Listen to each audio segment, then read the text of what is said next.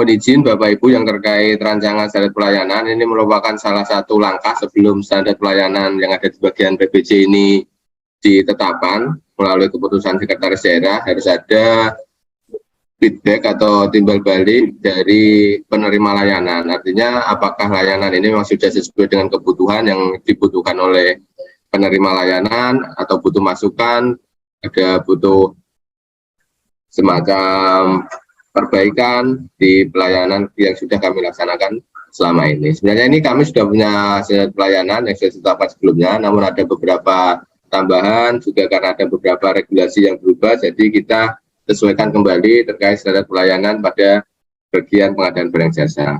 Nah, di bagian pengadaan barang jasa sendiri ini, saat ini yang sudah kita rencanakan ada 9 jenis pelayanan yang akan kita laksanakan di bagian pengadaan barang jasa, mulai dari ini gabungan antara LPSE dengan pengelola pengadaan barang jasa.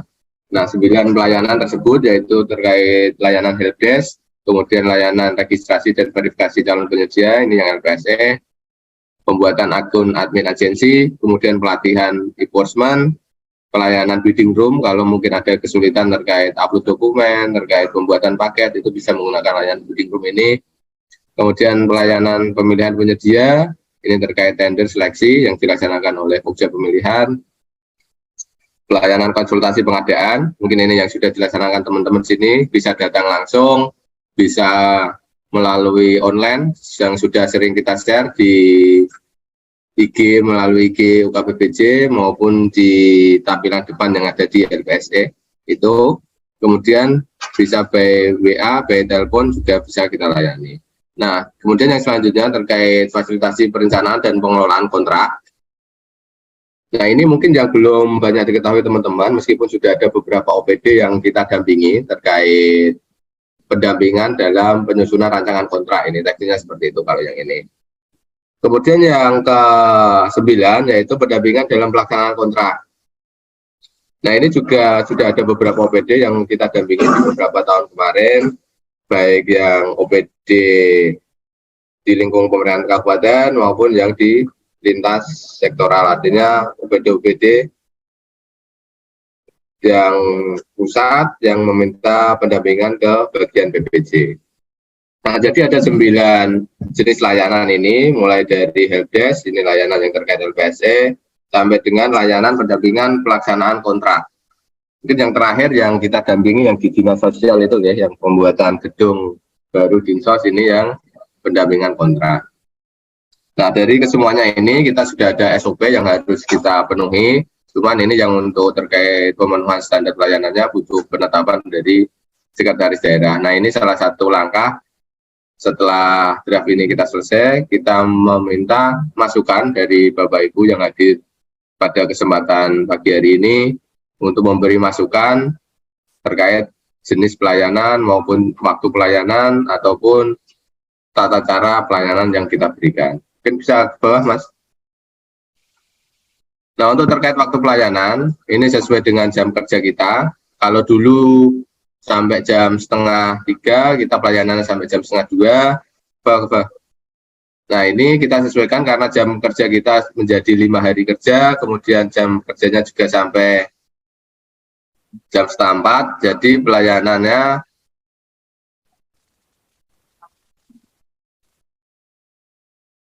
bawah yang waktu pelayanan.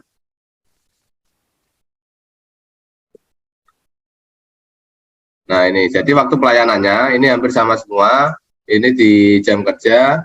Kalau jenengan datang langsung ya artinya ini karena ada istirahat. Kalau jenengan by online itu sesuai yang antara di link yang di link ini, di link konsultasi online-nya. Kalau jenengan datang langsung berarti jam 8 mulai sampai dengan jam 2:30. Kalau yang hari Senin sampai hari Kamis. Kemudian kalau untuk yang hari Jumat jam 8 sampai jam 1:30, namun dengan catatan jam 11:30 sampai jam 1 ini istirahat karena ada istirahat untuk sholat Jumat. Nah, ini yang terkait waktu pelayanan. Kalau jenengan offline ya datang langsung, kalau online ya monggo. Sore pun kita layani ya, seperti yang sudah kita laksanakan selama ini, jenengan konsultasi sore, telepon sore, itu pun kita layani. Kalau khusus yang online ini ya yang mohon maaf yang melalui Zoom meeting, yang konsultasi online ini memang ini di jam kerja guys, mulai kita buka jam setengah 1 sampai dengan jam 3 yang jenengan pelayanan online, dan ini tidak hanya untuk pelaku yang ada di OPD, tapi juga kita memberikan layanan kepada penyedia jasa maupun calon penyedia jasa yang ingin bergabung menjadi penyedia jasa. Seperti itu, ini beberapa catatan atau beberapa rancangan terkait dengan rancangan standar pelayanan yang ada di bagian pengadaan barang jasa. Jadi pada intinya ada 9 jenis pelayanan yang kita berikan kepada Bapak Ibu selaku pelaku pengadaan maupun kepada masyarakat umum, baik penyedia maupun pelaku usaha yang ingin mendaftarkan diri di LPSE. Mungkin itu saja singkat dari saya.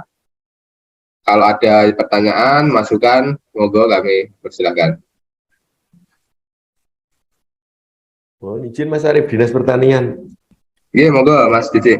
Untuk poin yang ke-9, pendampingan kontrak.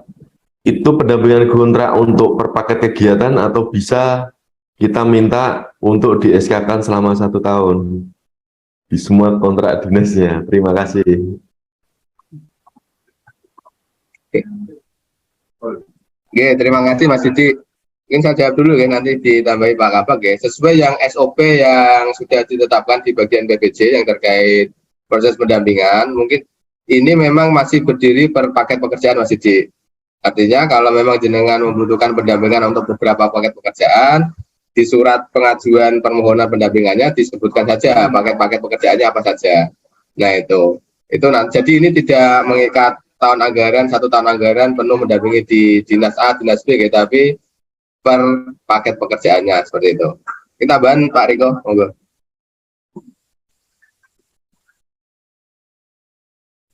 Apa? Oke, ya Mas Didi ya, mbak nak jaluk semua paket dewe semedun Mas Didi. Oke, orang dibayar lah ini pertanian.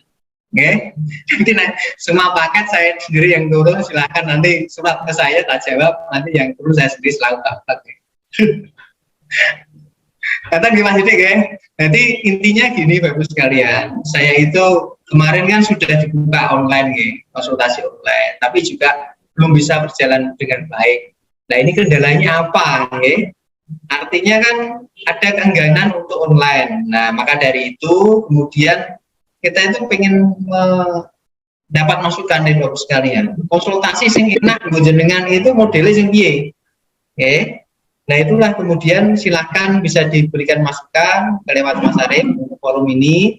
Nanti kemudian kita akan ubah lagi standar operasional kita. Artinya apa? Yang memang nyaman dari sisi user, nanti kita gunakan sebagai acuan untuk itu yang kita utamakan. Mungkin itu Mas Arif tanggapan dari saya. Iya, terima kasih. Monggo tanggapannya yang lain. Kira-kira yang model konsultasi yang paling enak, paling memungkinkan dengan laksanakan atau yang mungkin nyaman seperti apa? Monggo ada masukannya.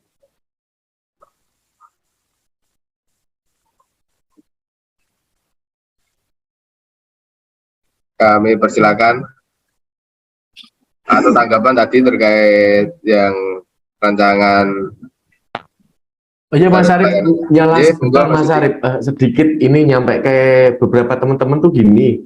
Ada beberapa teman-teman memang berkonsultasi dengan UKBBJ itu agak ragu-ragu gitu, maju mundur, karena terus terang satu, kalau diskusi dengan Mas Riko mungkin beberapa takut ya, karena memang dengan idealisnya Mas Riko itu terus menjadi takut. Pertanyaan saya gini, bisa nggak Mas request misalnya saya dari instansi, saya pengen konsultasinya dengan Pak Tekno gitu, saya pengen konsultasinya dengan Mas Arif gitu, bisa nggak request seperti itu? Atau ada disposisi dari UKBBJ Mas? Karena ini dari teman-teman ada yang gitu, maka UKBBJ itu takutnya ketemu Mas Riko, takutnya ketemu Mas Arif gitu Mas. Jadi karena setahu saya di sana kan ada disposisi penugasan ya, saya pengen Pak Tekno gitu.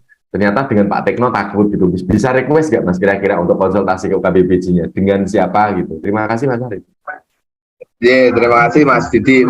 Memang ini kemarin sudah kita pikirkan, artinya saat dengan konsultasi online itu bisa memilih mau konsultasi dengan siapa, nanti ada tombol kliknya di situ. Ini memang sudah kita pikirkan hal tersebut ya Mas Didi ya.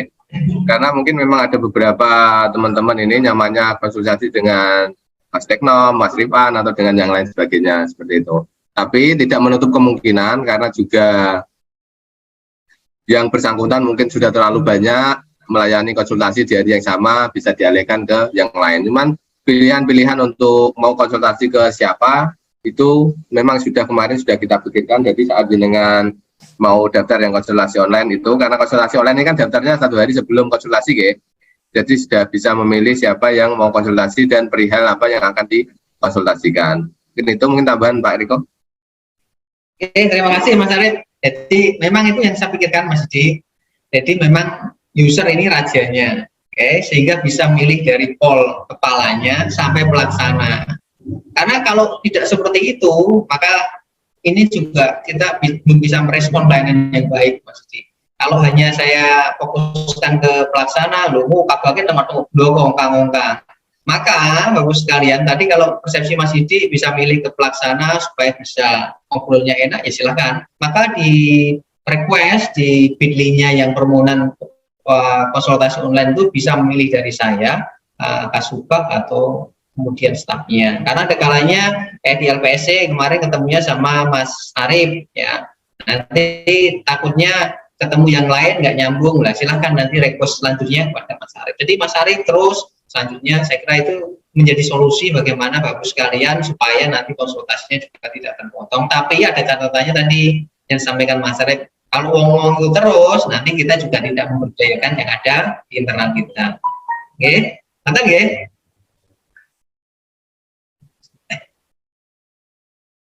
Yang lain monggo silakan, yang terkait pelayanan atau kembali lagi ke yang pertama juga boleh, yang terkait percepatan. Halo, Mas Arif. Oke, monggo Pak Iwan dari DLH. Aduh, maaf ini Mas Arif telat masuk. Ini lagi di jalan juga. Kamu Mas Riko, ini nyambi di jalan lagi ada di Truwo niki.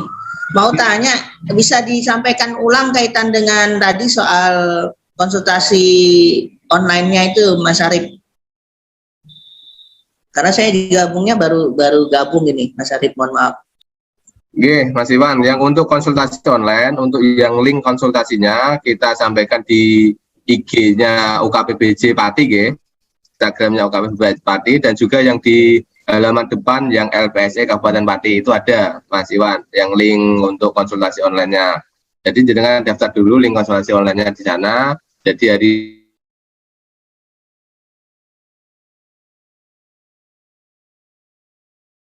bisa memilih nanti siapa.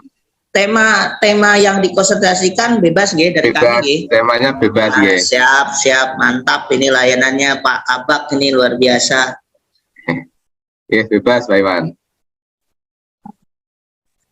Monggo. Mungkin yang siap, dari Mas Arif. Ada yang ditanyakan. Kecamatan, kelurahan mungkin, atau dinas-dinas yang lain. Ada betul? Kalau tidak ada, ini saya sedikit informasi terkait yang saat ini kan Bapak Ibu yang ada di OPD, terutama yang bagian kepegawaiannya kan sedang menyusun peta jabatan yang baru, yang diusulkan ke bagian organisasi sekretariat daerah. Mas Arif, Mas Arif. Monggo.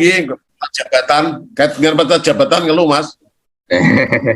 Ini sedikit saya sampaikan terkait yang penyusunan peta jabatan, yang khususnya yang jabatan fungsional pengelola pengadaan. Karena ini yang selaku pembina pengelola pengadaan barang jasa kan ada di bagian kita. Dan rekomendasi dari instansi pembina dalam hal ini LKPP kan turunnya ke bagian pengadaan barang jasa. Artinya jenengan dalam memetakan ini khusus yang pengelola pengadaan kalau yang CF pengelola pengadaan barang jasa itu sesuai dengan rekomendasi yang dikeluarkan oleh LKPP terkait jumlah kebutuhan disesuaikan dengan nilai pengadaan dan besarnya anggaran yang ada di Kabupaten Pati itu kemarin sudah ditetapkan sebanyak 31 personil dengan catatan 16 itu yang pertama, kemudian 10 itu yang muda, dan 6 untuk yang pengelola pengadaan Madya. Nah, ini saya akan share screen terkait pembagian fungsionalnya yang ada di OPD, dan ini surat ini sudah kita kirimkan beberapa hari yang lalu di bagian kepada seluruh OPD terkait pembagian fungsional pengelola pengadaan. Karena kalau nanti tidak sesuai dengan pembagiannya ini, saya yakin pasti ditolak di bagian organisasi. Nah, ini saya share screen terkait yang pembagian kebutuhan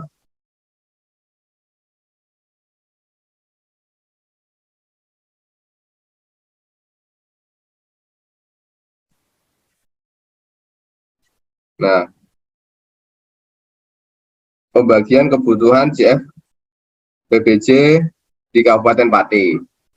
Nah, ini sesuai yang saya sampaikan tadi, ini untuk saya yang pertama di Dinas Pekerjaan Umum, ini yang penetapan yang lama, untuk yang pertama itu 2, yang baru masih tetap 2, karena yang ini sudah terisi semua yang di Dinas Pekerjaan Umum. Kemudian yang tambahan, yang peta jabatan yang baru, yaitu ada, kalau yang dulu, yang muda tidak ada, sekarang bisa mengusulkan penetapan yang baru itu 2.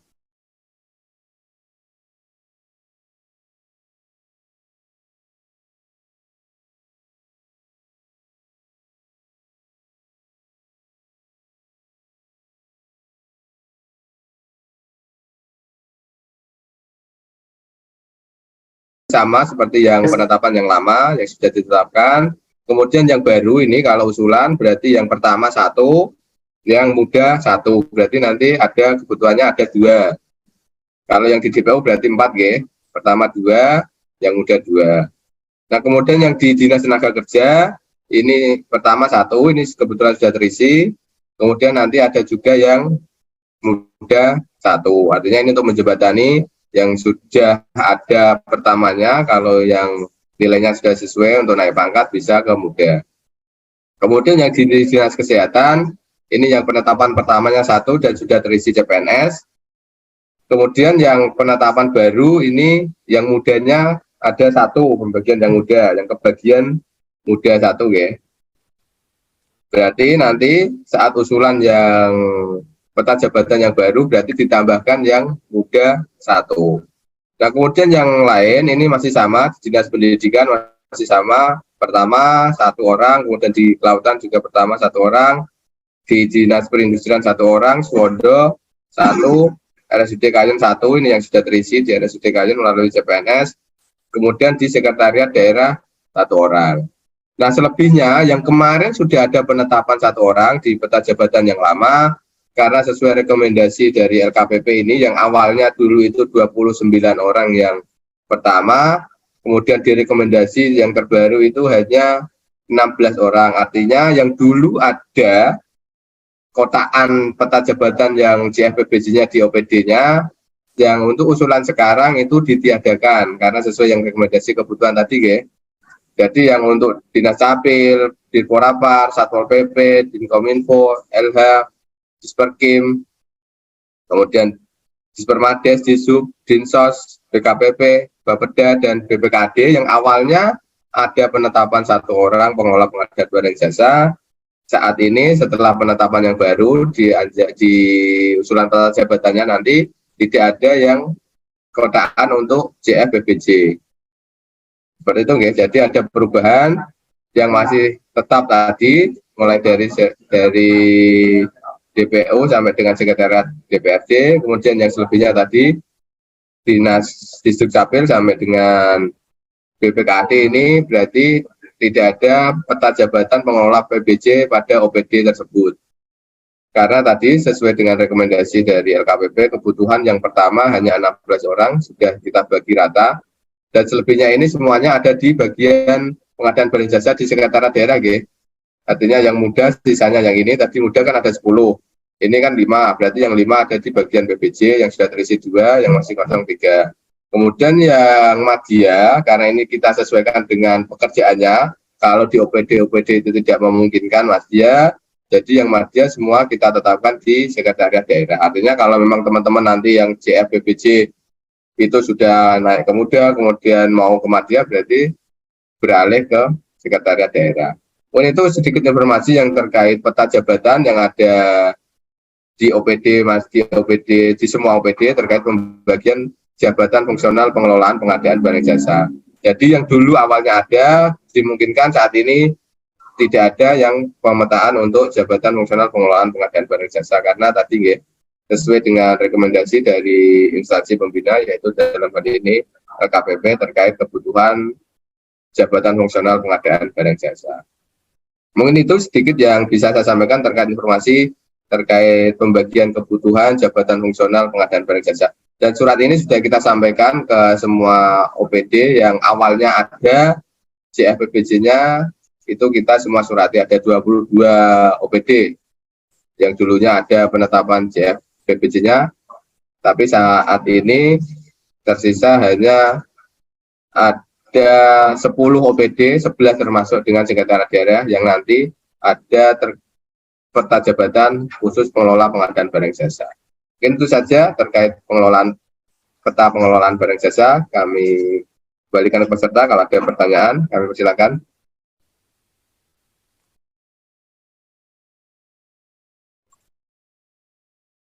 Monggo ada tanggapan terkait pembagiannya ini.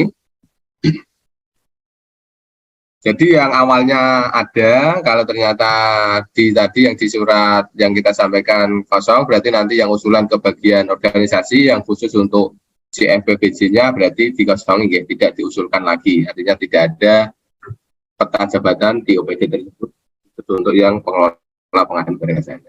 Kalau yang untuk contoh tadi yang ada, yang untuk mau contoh terkait tanjab ABK-nya, bisa komunikasi dengan bagian BPJ. Bagian BPJ. Terima kasih. Mungkin tambahan Mas Arif. Tambahan. Jadi Bapak Ibu sekalian, terkait dengan pembagian kita juga memikirkan bagaimana pengembangan karir Bapak Ibu sekalian, karena di fungsional dan struktural itu sama. Maka bentuknya piramid, yang atas makin kecil, yang bawah akan banyak di situ. Yang banyak adalah pertama, kemudian muda, yang terakhir adalah yang madya Bapak Ibu sekalian. Maka yang kita tambahkan yang muda-muda itu adalah yang memang pada perusahaan ini adalah ada CF yang pertama Bapak Ibu sekalian. Maka Bapak Ibu sekalian, untuk yang tadi beberapa OPD yang dia tidak ada CF dan masih kita berikan ruang untuk petaan untuk CF itu, memang pada saat ini contoh soal di Sprindak tahun depan bulan April itu sudah ada yang mengajukan untuk menjadi CF pertama.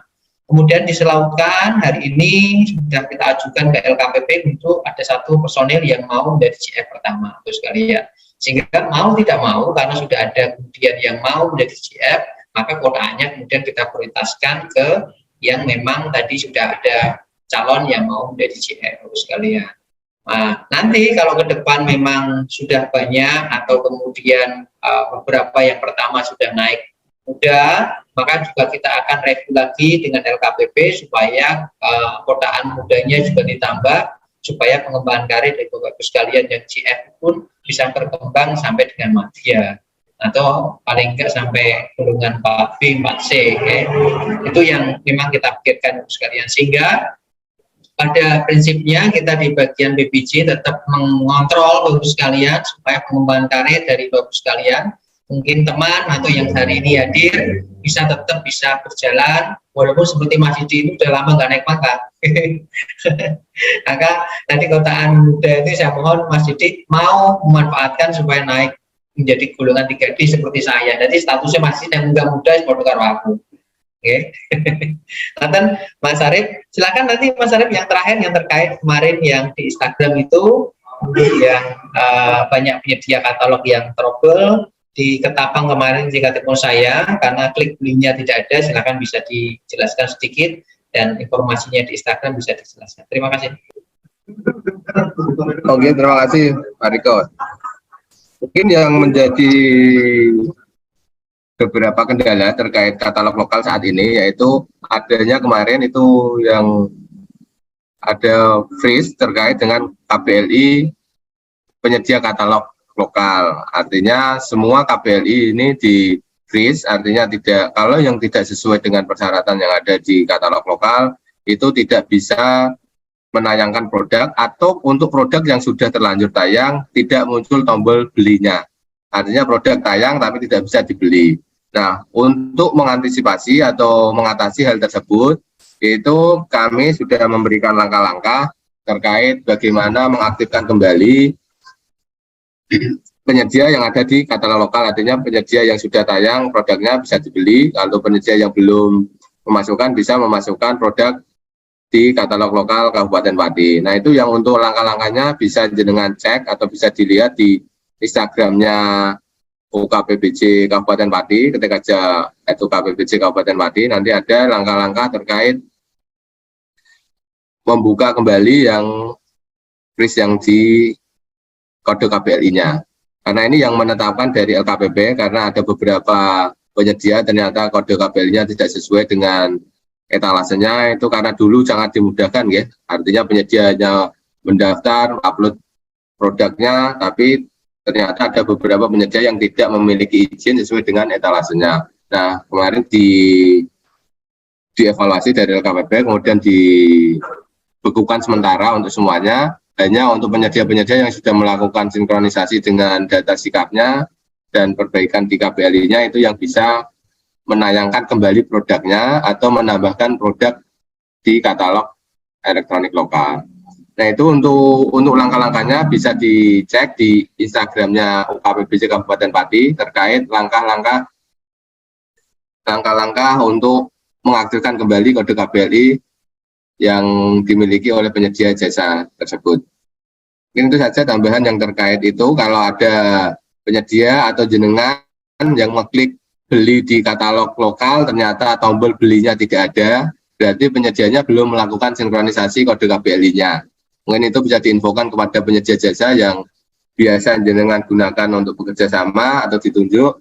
Jadi jangan sampai nanti ternyata mau beli loh kok tombol belinya nggak ada, atau penyedia yang jenengan informasikan untuk masuk menjadi penyedia jasa di katalog elektronik lokal Kabupaten Pati tidak bisa tambah produk. Berarti yang bersangkutan belum melakukan sinkronisasi terkait kode KBLI-nya. Itu ya, untuk langkah-langkahnya bisa dicek di Instagramnya UKPBJ Kabupaten Pati. Nggih. Nah, di UKPBJ Kabupaten Pati selain Instagram tadi, sekalian ini untuk bagi informasi teman-teman, juga ada di YouTube-nya UKPBJ Kabupaten Pati.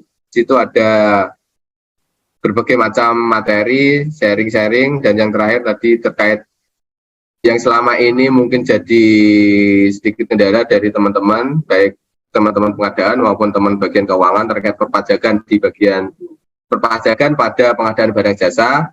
Itu juga kemarin kita sudah berkolaborasi dengan KPP Pratama Pati untuk membahas hal tersebut. Nah, itu sudah kita tayangkan juga, baik yang terkait PPN maupun yang terkait BPH di pengadaan barang jasa, di paket pengadaan barang jasa. Nah, jadi untuk teman-teman yang masih kebingungan atau masih butuh informasi terkait pajak di bagian pajak pada pengadaan barang jasa, bisa juga dengan cek di YouTube channelnya UKPBJ Kabupaten Pati. Channelnya sama UKPBJ Kabupaten Pati, UKPBJ Pati juga.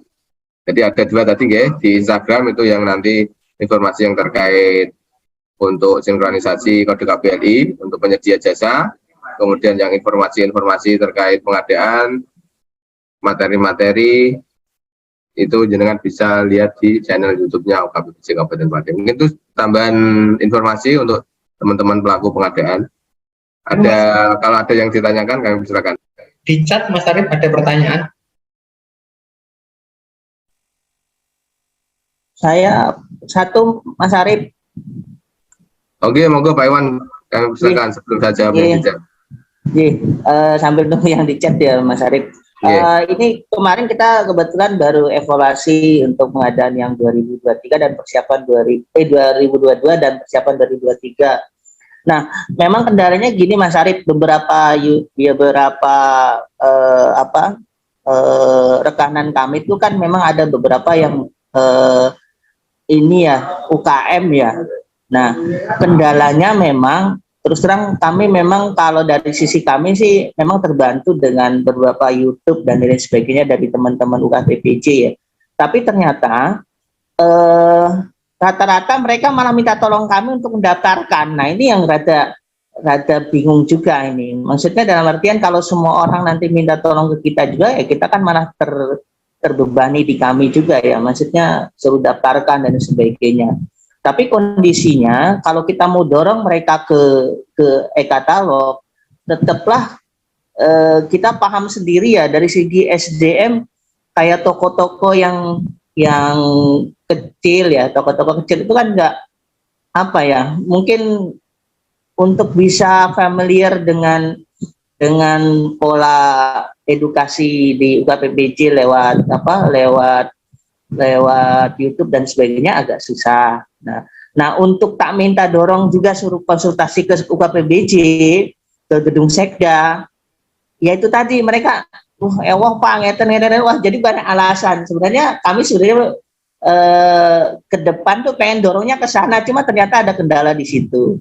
Nah ini kemarin kita evaluasi bagaimana kalau kita inventaris dulu nih siapa yang mau daftar beberapa di user kami itu, kemudian nanti tak coba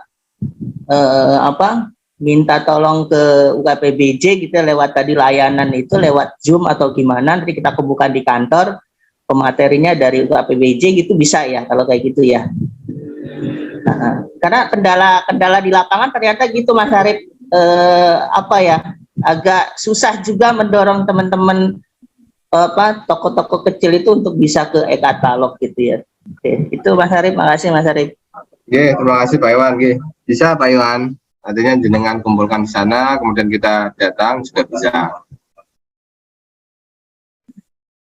Oke, kita jawab yang dari chat. Yang mana, Ge? Oke.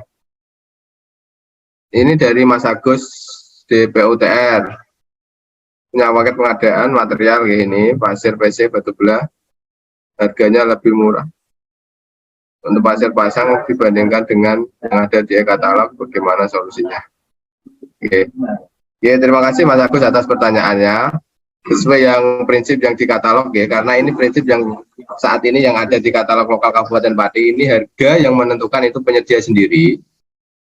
Artinya saat dengan proses awal pembelian atau eksekusi di katalog lokal pasti muncul negosiasi Mas Agus. Nah, kalau memang harga itu lebih murah di luaran, diusahakan dinegosiasi terlebih dahulu ya, yang ada di katalog lokal ini. Karena harga yang tayang di katalog lokal itu kan harga yang menentukan penyedia sendiri. Artinya dia sesukanya menentukan, bukan sesukanya ya, artinya dia sendiri yang menentukan harga yang tayang di katalog lokal. Kalau dulu itu memang ada proses negosiasi katalog atau pokja katalog itu ada. Jadi harga yang tayang itu memang harga yang sudah hasil negosiasi atau dipastikan harga itu harga yang ada di pasaran. Tapi karena saat ini memang harga itu yang menentukan harganya itu penyedia sendiri. Jadi di menu jenengan saat proses pembelian katalog, e-purchasing apapun itu, baik nasional, sektoral maupun lokal, itu yang pertama kali sebelum paket itu tersampaikan penyedia pasti muncul negosiasi harganya.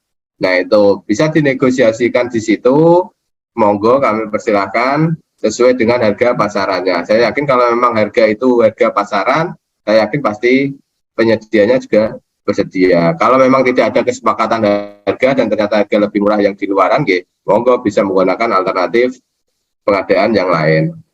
Melalui pengadaan langsung atau melalui tender atau seperti apa sesuai dengan tata nilainya. Nah kemudian yang dari Mas Teguh, ini dari Dinsos P3 AKB terkait pelayanan flowchartnya. Ini flowchartnya ada Mas Teguh di SOP kita, nanti bisa kita share terkait SOP yang pendampingannya. Nah kemudian yang dari Disperkim ini, kalau tahun depan OPD belum punya CFBBJ untuk pelaksanaan apa masih diampu pejabat pengadaan masing-masing atau terpusat? Oke, terima kasih yang dari Disperkim terkait pertanyaannya ini. Memang sesuai dengan ketentuan masih dimungkinkan untuk diampu oleh non CFBBJ selama yang bersangkutan memiliki sertifikat tingkat dasar sertifikat PBJ tingkat dasar atau kalau sekarang sertifikat level 1 itu sampai dengan 31 Desember 2023. Artinya di 2024 itu baru JFBJ selama tidak ada perubahan ketentuan. Kalau ternyata nanti di perjalanan tahun 2023 ada perubahan ketentuannya, kita menyesuaikan kembali. Tapi yang khusus untuk tahun depan, kalau pertanyaannya masih bisa diampu oleh yang non JFBJ selama yang bersangkutan sudah bersertifikat pengelola sertifikat PBJ tingkat dasar. Atau kalau yang sekarang bersertifikat PBJ level 1. Itu. Mungkin dari yang chat ada tanggapan Mas Agus, Mas Teguh maupun yang dari siswa Dinas Pertanian Mas Arif. Oh, Dinas Pertanian, sedikit nambahi yang punyanya Mas Agus dari DPU. Jadi ceritanya gini Mas Arif. Kapan hari saya pernah diskusi dengan teman-teman PU untuk pengadaan. Memang kalau lihat dari etalasenya e-katalog kita itu beberapa yang masuk dari teman-teman penyedia kan tanda kutipnya ya Mas Arif. Itu kan makelar ya untuk material-material itu ya. Jadi justru supplier-supplier itu tidak turun. Itu. Jadi untuk dilakukan negosiasi memang kalau kita bandingkan dengan beli di luar yang notabene memang supplier poknya memang harga itu tidak bisa turun. Itu yang pertama. Terus yang kedua, teman-teman PU ada sedikit kendala, beberapa material pernah kita tenderkan dengan hasil yang cukup jatuh pada saat itu gitu kan. Nah, ternyata teman-teman mencoba negosiasi contoh aspal gitu ya. Itu memang beliaunya tidak mau dinego. Dia maunya segitu-gitu aja dan beberapa penyedia misalkan dari 3 penyedia itu memang sulitnya minta ampun. Jadi memang harga jatuh bisa ditender. Nah, beberapa teman megang prinsip e-katalog yang pernah disampaikan Mas Riko. Yang pertama, prinsip e-katalog adalah 1, semahal apapun, sejelek apapun, yang penting pakai tingkat komponen dalam negeri tertinggi, dan pakai e-katalog dulu. Jadi teman-teman memang di sini ada simalakamanya ya, kita nggak pakai e-katalog untuk belanja besar, juga kita eman-eman, tetapi notabene harus diakui beberapa etalase kita yang masuk adalah bukan supplier intinya. Ada beberapa contoh itu CV yang bisa kita lihat. Pada akhirnya teman-teman melakukan negosiasi ya di harga itu aja, beda jauh dengan supplier. Tetapi di sini saya memberikan sedikit masukan. Teman-teman PU mudah-mudahan bisa mengajak teman-teman yang notabene supplier untuk bisa masuk e-katalog dengan melengkapi perizinan yang memang dibutuhkan. Jadi kemungkinan kendalanya teman-teman yang supplier mungkin diberi perizinan atau persyaratan lain. Kira-kira itu Mas Arif, terima kasih. Oke, terima kasih Mas Didi atas informasinya dan masukannya. Mungkin Pak Kabak memberikan tambahan, Pak. Oke, terima kasih Mas Arif, Mas Didi, terima kasih masukannya. Memang kalau di konstruksi memang masih jadi perdebatan ya, seperti AMP tergelar, ton tergelar itu kan kalau kita di tender itu kan ada aspek teknis yang dinilai ya, dari tenaga maupun kemudian peralatan sebagai standar minimal orang itu kemudian mengerjakan tadi AMP. Oh betul. Cuma di katalog memang kita kan terbatas dengan filter-filter tadi. Kalau kemarin kita praktekkan cara menayangkan secara dari sisi kita ya, tidak template dari LKPP seperti kemarin limbah PUM, kita hanya posisinya itu tidak seperti yang ketika tender soal mensyaratkan tadi kualifikasinya terkait dengan peralatan, kemudian terkait dengan tenaga pun tidak bisa sedetail yang ada di tender yang kita evaluasi. Jadi memang posisinya ini ada plus minus Mas Didi, yang memang posisinya belum bisa memotret bahwa proses pengadaan itu kan harus tempat penyedianya ini, tidak hanya volume, kualitas, kemudian tempat juga harus tempat penyedianya. Ya memang ini akan menjadi masukan kita, Bapak sekalian. Tadi kalau tempat penyedianya distributor atau saya kira penyedia intinya, saya kira kita kan bisa mendapat nilai yang lebih murah. Nah, nanti kemudian kita harapkan dari PU pun bisa berkolaborasi dengan saya, dengan teman-teman untuk memformulasi ini atau mungkin membuat suatu forum dengan pemilik-pemilik AMP atau pemilik-pemilik galian tadi yang memang untuk kemudian bisa masuk di katalog sehingga pilihannya jelas Bapak sekalian. Jadi membeli itu tidak hanya secara harganya tapi juga tetap tepat secara penyediaannya. Mungkin itu tambahan dari Mas Didi buat saya. Terima kasih, saya kembalikan ke Mas Arif. Oke, terima kasih. Ini yang lain kami persilakan.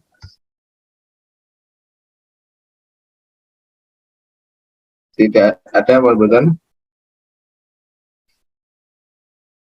Kalau tidak ada kita cukupkan, ya. Tapi saya coba review kembali yang terkait yang pertama tadi percepatan pengadaan barang jasa. Ada beberapa hal tadi. Yang pertama yang jelas yang proses input RUP-nya harus segera diselesaikan di akhir Desember 2022. Karena apa? Karena ini nanti yang akan menjadi gambaran kita di bagian BPJ terkait pengadaan barang jasa di tahun 2023 itu seperti apa. Dan ini juga yang menjadi catatan model penilaian dari KPK karena ada penetapan 10 paket strategis. Nah, ini yang kita juga ambil atau kita lihat dari hasil inputan RUP dari semua OPD karena ini dinilai berdasarkan nilai paket tertinggi dan yang mendukung dengan kinerja atau visi misi dari kepala daerah. Nah, ini karena ini penetapannya harus di awal tahun, artinya kalau memang RUP-nya ini belum terinput, jadi kita tidak bisa menetapkan. Nah, saya mohon kepada Bapak Ibu di sini untuk dapat membantu tim admin RUP-nya untuk dapat menyelesaikan penginputan RUP di akhir 2022 atau di Desember 2022. Itu kemudian yang kedua terkait dengan proses pemilihan, tadi sudah disampaikan Pak Kabak juga. Kalau memang itu sudah anggarannya dipastikan ada, bisa diproses sebelum tahun anggaran 2023, artinya di akhir Desember, nanti untuk paket-paket pengadaan yang harus berkontrak di awal atau paket-paket pengadaan yang nilainya cukup besar, seperti tadi yang contohnya di RSUD Kayen, itu ada 2 paket, paket konstruksi dan paket konsultannya, itu bisa dikirim ke bagian BPJ di akhir Desember. Dan untuk RSUD Suwondo yang biasanya ada paket-paket yang tender atau kontrak di awal tahun juga bisa dikirim ke bagian BPJ di akhir Desember ini. Kemudian untuk pemanfaatan produk dalam negeri juga ini menjadi concern kita. Kemudian penggunaan katalog lokal juga harus kita optimalkan karena sampai saat ini di tahun 2022 dan saya kira ini sudah akhir karena ini sudah pertengahan dan saya kira tidak ada belanja lagi, itu nilai capaian kita di 2,3 miliar belanja katalog lokal Kabupaten Pati dari 15 paket pengadaan. Nah, mungkin ini bisa ditingkatkan kembali di tahun 2023 yang akan datang. Nah, kemudian tadi yang terkait standar pelayanan, jadi ada 9 pelayanan yang kita berikan kepada masyarakat dalam hal ini pelaku pengadaan OPD maupun kepada penyedia jasa dan masyarakat lainnya. Nah, kemudian yang terakhir yang tadi terkait dengan pembagian CFBPJ memang itu disesuaikan tadi, disesuaikan karena ada penetapan dan penetapan ini kemungkinan juga bisa kita lakukan review atau permohonan penetapan kembali saat CFJF ini sudah terisi dan memang sudah saatnya naik jenjang. Apabila jenjang di atasnya itu tertutup artinya sudah penuh, tapi di bawah ini mau naik jenjang, nanti tentunya kita akan melakukan review atau permohonan penetapan kembali. Mungkin itu yang dapat kita simpulkan, dapat kita sampaikan pada pertemuan pagi hari ini. Semoga dapat ditindaklanjuti pertemuan pagi hari ini tadi, baik surat edaran maupun penetapan CFBPJ-nya maupun dengan nanti bisa memanfaatkan terkait pelayanan atau konsultasi yang ada di bagian BPJ. Itu saja dari saya. Terima kasih atas waktunya Bapak Ibu. Semoga kegiatan pada pagi hari ini dapat memberikan manfaat. Dan untuk Bapak Ibu yang belum mengisi daftar hadir di link yang ada di kolom chat, yang di bit.ly daftar hadir itu bisa diisi terlebih dahulu, nggih. Dan sekian, terima kasih. Wassalamualaikum warahmatullahi wabarakatuh. Kami akan kembali untuk dapat mengisi daftar hadirnya.